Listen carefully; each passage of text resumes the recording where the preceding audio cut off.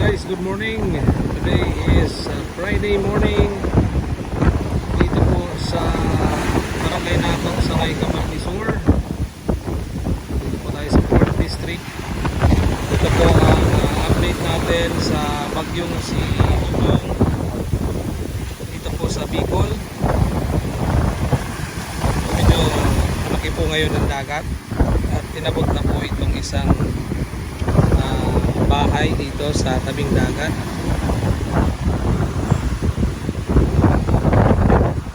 Yan guys, ang update dito sa Camarines Sur.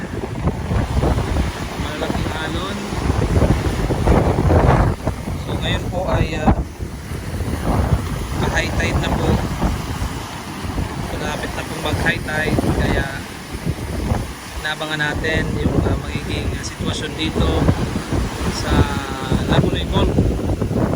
Yan. Tingnan natin yung kalagayan dito ng ilog sa barangay nato Sangay, Camarines Sur. Tingnan natin kung lumaki po ba yung ilog ng Nato River. So makikita nyo ngayon halos pumapasok na dito sa kabahayan. Hindi pa high tide ay pumapasok na dito sa kabahayan ang tubig dagat mula dyan sa Lagonoy Golf.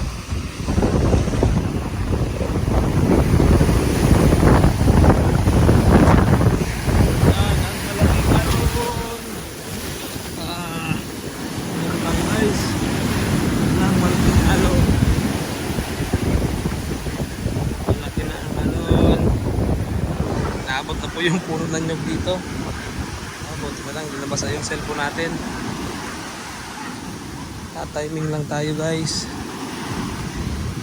Tatimingan natin ang alon para tayo ay makaliban. Marami kasi maliit na bahay dito sa dulo.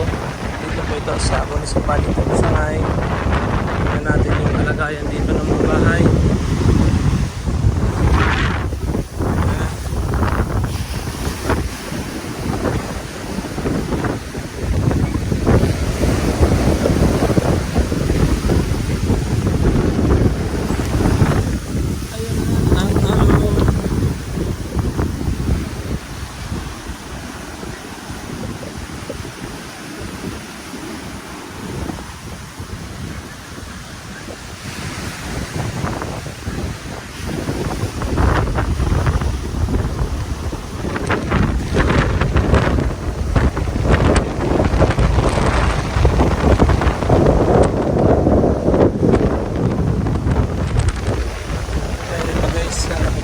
Pero maamot mo guys ang mga ROP.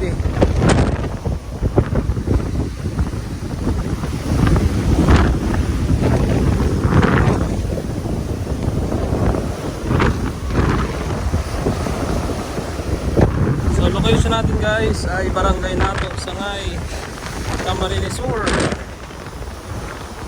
Dito po ito sa Municipality of Sangay.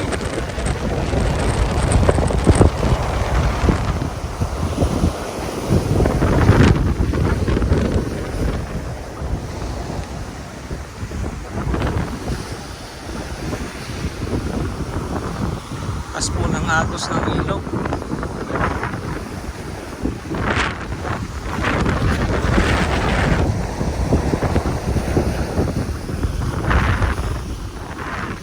Kiyagi po. Natambo na guys oh. Natambo na sa loob.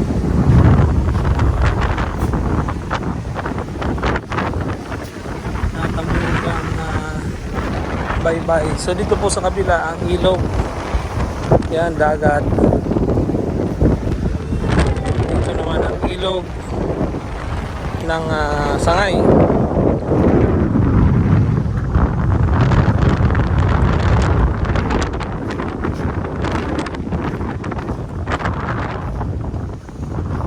So hindi naman masyadong bumaha kasi hindi naman po ganun kalakas ang ulan dito sa amin.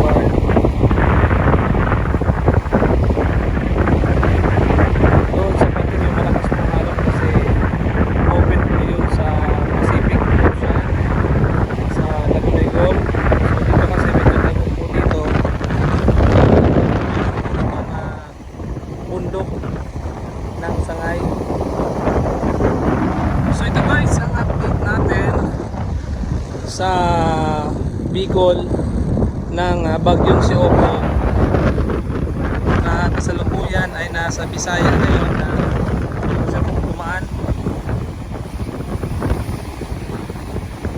Ayan o. Tayo ngayon sa Barangay Natok, Sangay, Camarines Sur.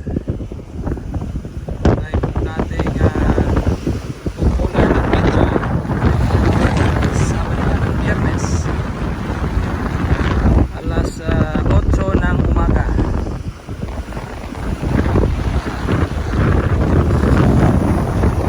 Medyo madami lang pong basura ang tinangay ngayon dito sa dulo ng ilog. Daming basura.